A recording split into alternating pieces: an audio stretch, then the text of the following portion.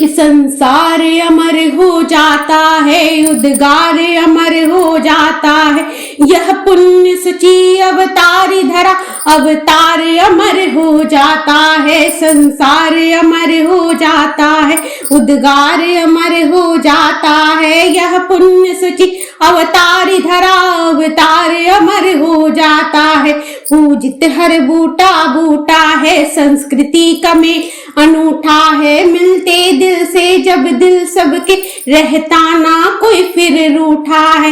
हे भारत में रहने वालों, हे भारत में रहने वालों, निज वसुधा पर अभिमान करो, कि गुंजायमान हो अखिल विश्व, सब वंदे मातरम गान करो। नमस्कार, बंजारा बीट्स में आपका स्वागत है। मैं हूं ज्योति प्रकाश खरे। आज हम आपको मिला रहे हैं झांसी की जानी मानी कवियत्री, वरिष्ठ साहित्यकार मोनिका पांडे मनु से। नमस्कार मोनिका जी। नमस्ते मोनिका जी, जैसा कि हमने उल्लेख किया कि आप वरिष्ठ साहित्यकार और कवियत्री हैं, तो हम चाहेंगे कि आप हमारे दर्शकों को इस यात्रा की शुरुआत से बताएं कि कैसे आपको लोग मानने लगे कि आप कवियत्री हैं। बहुत बहुत आभार सर जी। बंजारा बीट्स को मैं आभार व्यक्त करती हूँ जिन्होंने मेरा संक्षिप्त परिचय लेने के लिए यहाँ पे आपको भेजा। और ज्योति सर बहुत ही अच्छे इंसान हैं और मैं उनका आभार व्यक्त करती हूँ, धन्यवाद करती हूँ।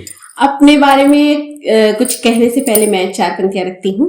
कि तरासो पत्थर इतना कि हीरा कर दो, कि तरासो पत्थर इतना कि हीरा कर दो, मिटा कर रब में खुद को कबीरा कर दो, और सफल होगी कविता साधना ये तब मनु, कि सफल होगी कविता साधना ये तब मनु, गजल को गालिब छंदों को मीरा कर दो, गजल को गालिब छंदों को मीरा कर दो। आगे क्या आपकी यात्रा रही? यात्रा तो मेरा जन्म स्थान लखनऊ है और मेरी स्टडी वहीं से ही हुई है, रानी लक्ष्मीबाई स्कूल इंदिरा नगर से। मेरे पापा सचिवालय में समीक्षा अधिकारी हैं, माता गृहिणी हैं और एक भाई और एक बहन है। तो बचपन से ही हिंदी विषय में मेरी बहुत रुचि रही थी। तो जब भी कोई प्रतियोगिता होती थी या फिर कोई भी हिंदी से विषय से लेके कुछ भी कार्यक्रम होता था तो मेरे शिक्षक मुझे आगे कर देते थे। तो इस तरह मेरी लिखने की एक रुचि हिंदी में बढ़ गई। फिर पापा ने मुझे डायरियाँ वायरियाँ देने लगे गिफ्ट के तौर पे। तो उसमें मुझे क्या होता है ना कि एक बाल मन होता है तो उसको भरने की एक आदत की हाँ कुछ लिखा जाए। खाली पन्नों से प्रेम रहता है रचनाकार को, कलम मिल जाए। और वो जो कवि मन था ना वहीं से निकलना स्टार्ट हो गया था, शुरू हो गया था। तो शुरुआत में छोटी मोटी रचनाएं ऐसी लिखते थे। मैंने सूर्यकांत के पढ़ने नहीं डाला की कविता पढ़ी तो मुझे एक लगा कि मैं भी ऐसा कुछ लिख सकती हूँ। तो वहीं से मेरी एक स्टार्टिंग हुई, लिखने की प्रेरणा मिली। फिर धीरे धीरे मैंने अपनी स्कूलों में जो कार्यक्रम होते थे उनमें भाग लेना स्टार्ट। उनमें कोई आपने जो कविता पढ़ी हो बचपन की, अगर आपको कुछ पंक्तियां याद हो? ऐसा तो कुछ है नहीं, लेकिन अच्छा चलिए। फिर आप वहां से आपकी शादी हुई जी। शादी में कब आई आप हमारी झांसी? झांसी में मेरी शादी 2012 में हुई थी। तो इसका भी एक बड़ी मजेदार वाक्य है कि जब हमें देखने आए थे तो बहुत सारी बातें हुई, आपस में बातचीत होती है लड़के लड़कियों के बीच। तो मैंने उनसे बस एक शर्त रखी थी कि देखिए मुझे लिखने का बहुत शौक है और मैं लिखती हूँ। मेरे पास बहुत 2-3 डायरियाँ भरी रखी हैं और मैं चाहती हूँ कि उनकी पुस्तक छपे। तो अगर आप उसकी इजाजत दे दें तो मैं शादी करेंगे। अच्छा। और उन्होंने हंसी खुशी कहा हाँ इसमें तो क्योंकि कोई बात ही नहीं है, ये तो बहुत अच्छी बात है। तो वहीं तो वादा पूरा किया उन्होंने? हाँ जी, वादा। तो पहली पुस्तक आपकी कौन सी छपी? हमें दर्शकों को दिखाइए। जी बिल्कुल। मेरी पहली जो पुस्तक छपी वो मनु तरंग है जो जी। ये मेरी, इसमें क्या है?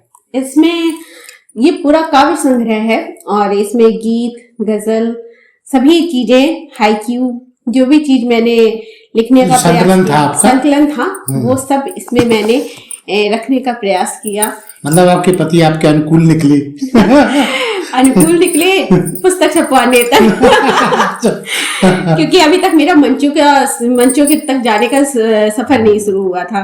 जी। तो पुस्तक तक तो वो सही था। हाँ। तो मंचों पे कैसी आई आप? मंचों के सफर पे ये हुआ कि उस समय शुरुआत फेसबुक नया नया था, तो उस समय संजीव दुबे सर से मेरी झांसी में आ चुकी वीर रस के कवि कवि थे जी। और मेरी उनसे फेसबुक पे ऐसी ही बातचीत हुई जी। तो उन्होंने मुझे प्रताप नारायण दुबे आदरणीय जो उत्तर प्रदेश हिंदी साहित्य संस्थान से सम्मानित भी हुए हैं, तो उनकी गोष्ठी सरस्वती शिशु मंदिर में होती है। तो मेरी पहली गोष्ठी की शुरुआत वहां से हुई। अच्छा। और फिर 2016 की बात थी और फिर वहां से ही जब मैंने पहली बार जब वहां पे मंचों का प्रस्तुतिकरण किया, मतलब गोष्ठी में अपनी कविताएं रखी, सभी से बहुत सराहना मिली। और फिर उसके बाद 2017 की बात है। मैं चाहूंगा बनका जी, वो अगर जो आपने पहली रचना पढ़ी थी, अगर उसकी कुछ पंक्तियां हमारे दर्शकों को आप सुना पाएं। बिल्कुल। तो उसकी कुछ पहली लाइन ही शायद मुझे याद होगी कि पीली सरसों की चूनर ओढ़ नाच रही है आज धरा, पीली सरसों की चूनर ओढ़ नाच रही है आज धरा। ये तो मेरी गोष्ठियों की शुरुआत थी। और फिर उसके बाद मुझे जो मंच मिला वो 2017 में इटारसी कवित्री सम्मेलन था।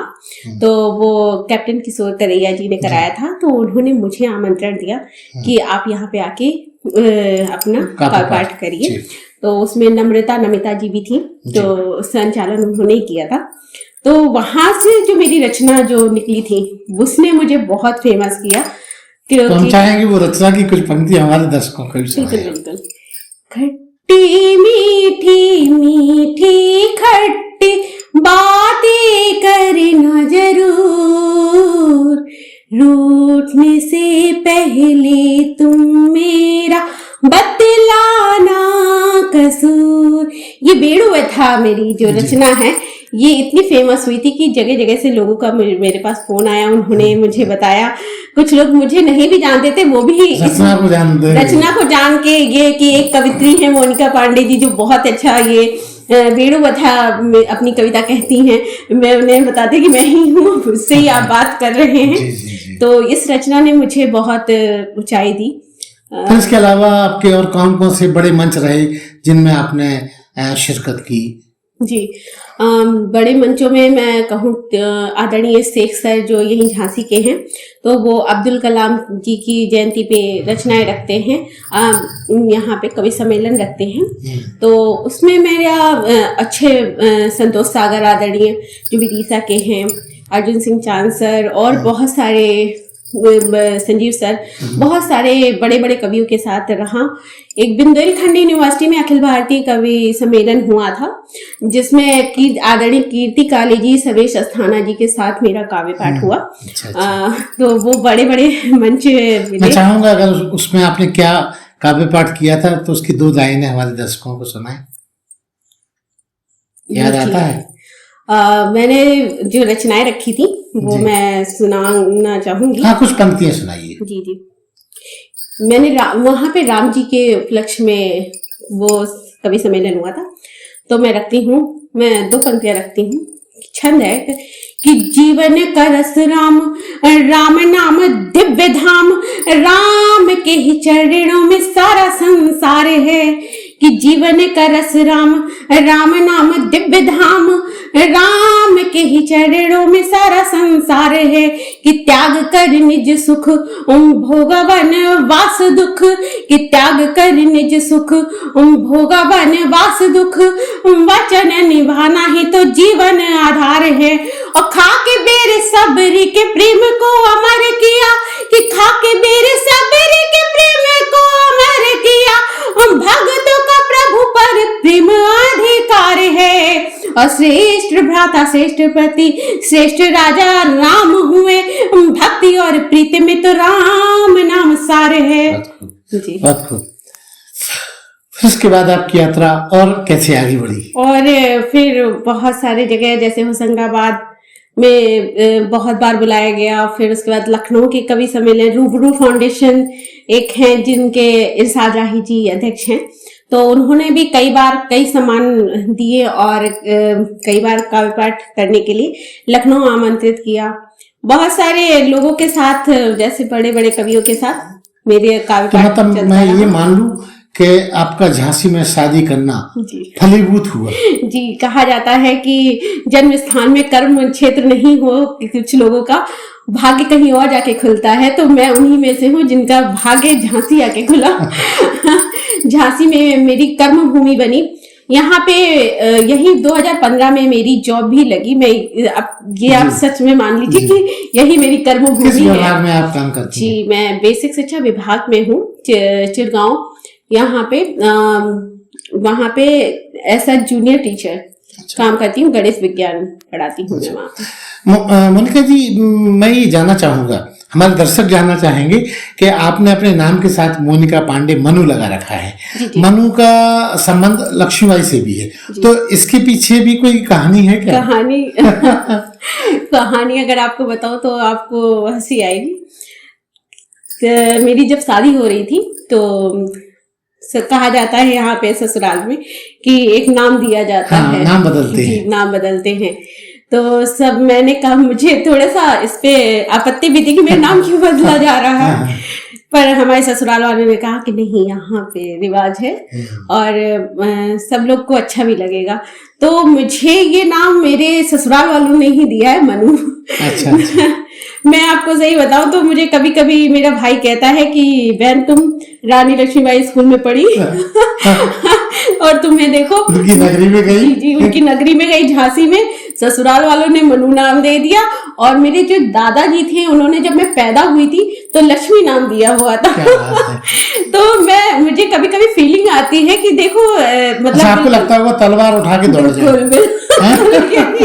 ये आपने बिल्कुल सत्य बात कही कि बिल्कुल अपने आप को करीब पाती हूँ मैं उनके वजूद से, व्यक्तित्व से। बिल्कुल।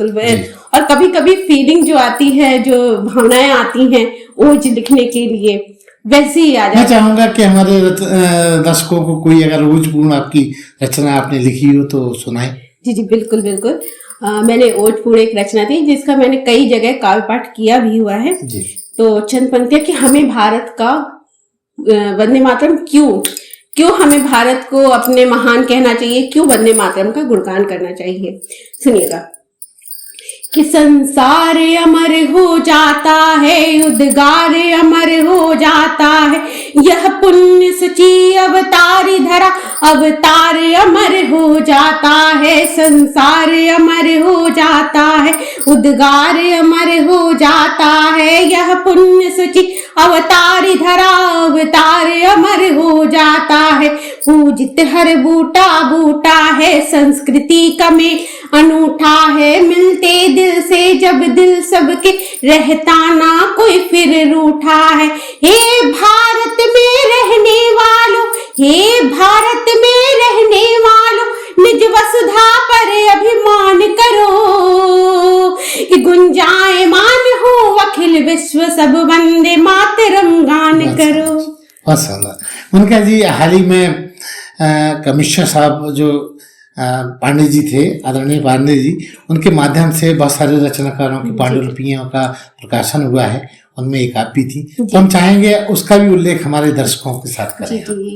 जी बुंदेलखंड यूनिवर्सिटी में आदरणीय पुनीत विसारिया सर जी की अध्यक्षता में हम सभी सारे रचनाकारों की किताबें छपी, तो उसमें से एक मैं भी हूँ और मेरी किताब जो थी काव्य कनक नाम से आई, यस पब्लिकेशन के थ्रू। और बहुत मैंने इसमें प्रयास किया है कि सभी मात्रिक विधान से लेकर सभी जो रचनाएं हैं उनमें सटीकता बहुत ध्यान रखने की कोशिश की है, और इसकी तारीफ भी लोगों ने की है। अर्जुन सिंह चांद सर जी, आदरणीय पन्नालाल सर जी, सभी ने पढ़ा। और तो हम चाहेंगे इसकी कोई पंक्तियां आप हमारे दर्शकों के साथ शेयर करें। जी बिल्कुल।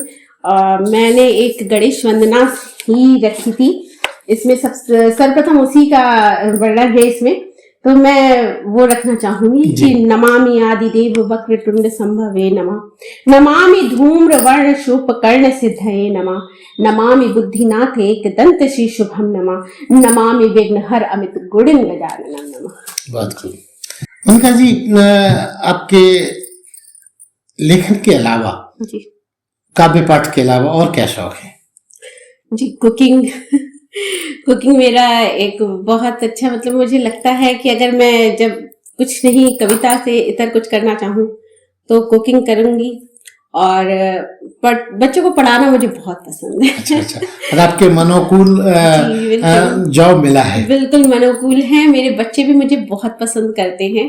जी। और जब मैं उन्हें अपनी कविताएं सुनाती हूँ तो बहुत ही मनोयोग से वो मेरी कविताएं, और कहा जाता है ना, एक कवि अपने आप में सब कुछ समेट लेता है, तो जब वो दुनिया को चीजें देता है तो लोग बहुत ध्यान से सुनते हैं। तो मेरे बच्चे भी मेरी बातें बहुत ध्यान से सुनते हैं और ये बातें उन पे प्रभाव डालती हैं। मैंने ये देखा है, जब मैं कविता के थ्रू उन पे कोई चीज उनको सिखाने का प्रयास करती हूँ तो वो बहुत जल्दी सीख जाते हैं। तो ये जो मेरी कविता है इसने मुझे बहुत मदद की है बच्चों का इम्प्रूवमेंट करने में, क्योंकि गांव के बच्चे, जी, गांव के बच्चे जो होते हैं वो बहुत कम जानकारी रखते हैं, ना उनके पास टीवी होती है, ना लाइट की सुविधा नहीं रहती है। तो जब एक शिक्षक उन्हें जो सिखाता है उन्हें लगता है कि ये उनकी दुनिया है, वो एक बहुत चाव से उसे सीखने का प्रयास करते हैं। तो मैंने बच्चों की आंखों में वो चाव देखा है, वो प्रेम देखा है कि मेरी मैम आएंगी, वो मुझे कुछ नया सिखाएंगी, कविता के थ्रू सिखाएंगी, कविता में बातें करेंगी। तो हमेशा कहते हैं ये है कि कुल मिला के आप भारत के भविष्य का को भी तय कर रही हैं। बिल्कुल बिल्कुल। मोनिका जी, आपके अपने जो जीवन साथी है, जैसा कि आप उनसे कमिटमेंट करा के आई थी कि भाई हमारे पुस्तक को प्रकाशित होने में मदद करेंगी, वो तो उन्होंने किया।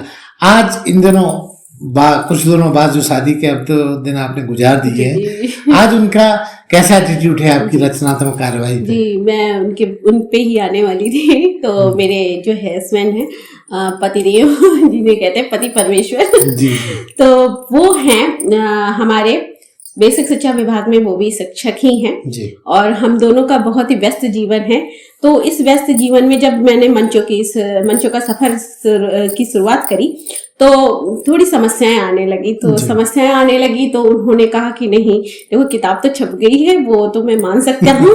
अब मंचों के सफर पे आना जाना, क्योंकि छुट्टियां लेना बहुत आसान नहीं है कि छुट्टियां लेके आप बाहर बार बार जाएं।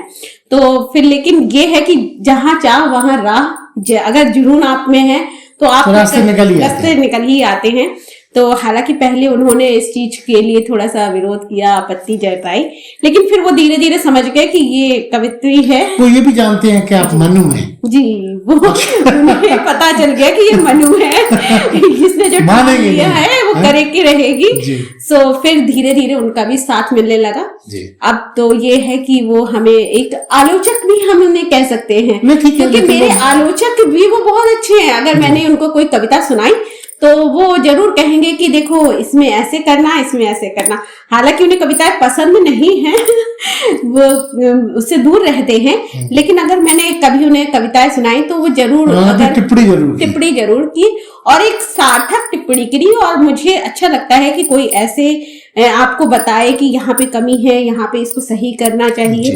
तो एक कहा जाता है ना, जो पति का साथ होना चाहिए, वैसा अब मुझे लगता है कि हाँ वो चीज है। और मैं अगर उनका साथ नहीं होता तो शायद जहाँ मैं आज खड़ी हूँ, मैं खड़ी नहीं हो पाती। मोनिका जी, आपकी कुछ ऐसी छोटी छोटी रचनाएं हमारे दर्शकों के साथ आप शेयर कीजिए, जो जब मोनिका जी स्टेज पे जाती हैं, मंच पे जाती हैं, तो लोग उम्मीद करते हैं कि वो ये तो जरूर सुनाएंगे। जी।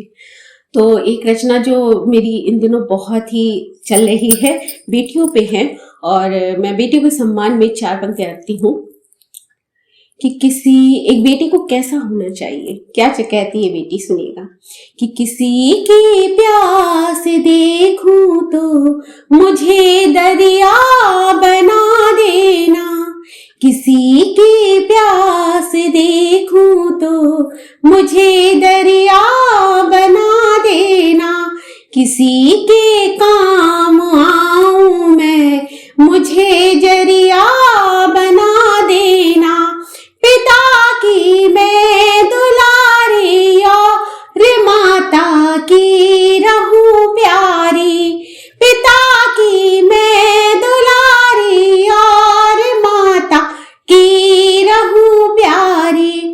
मुझे हर जन्म में मेरे खुदा बिटिया बना देना। बहुत खूब, बहुत खूब। जी मोनिका जी, आने वाला वर्ष अब नजदीक है 2023। जी।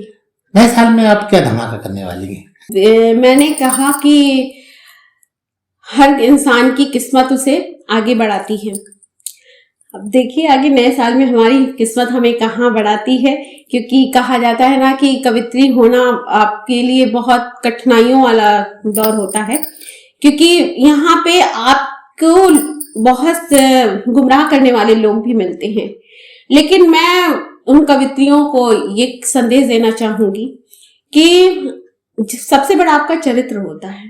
सबसे ज्यादा ये नहीं कि हम अपने चरित्र को इतर कर दें और फिर अपना काम करते रहें, क्योंकि पैसा तो किसी तरह से भी कमाया जा सकता है, लेकिन अपने चरित्र को ध्यान में रखते हुए, अपने काम को ध्यान में रखते हुए, बिना गुमराह हुए क्योंकि नए जमाने की लड़कियां हैं जो बस ये सोचती हैं कि हम बस आगे जल्दी जंप करके पहुंचे। बिल्कुल बिल्कुल, तो वो नहीं होना चाहिए।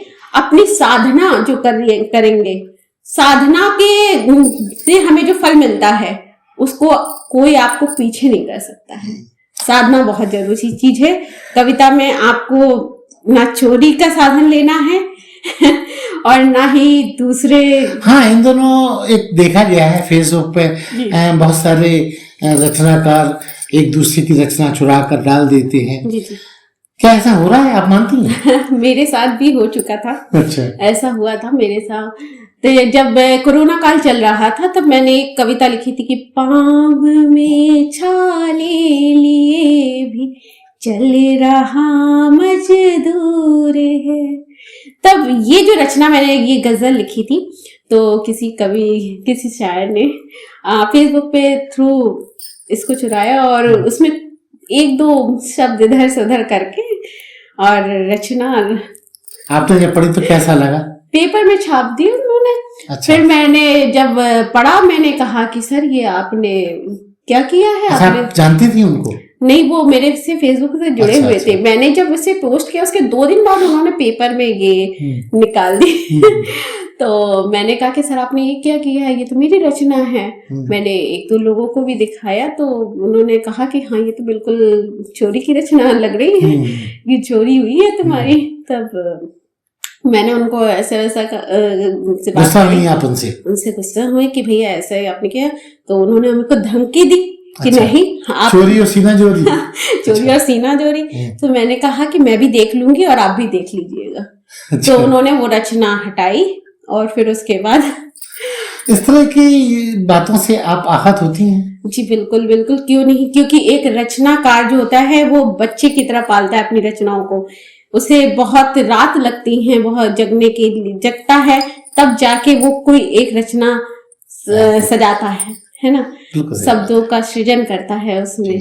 और जब कोई आपका सृजन जुड़ाता है तो दुख तो होता है बहुत ज्यादा।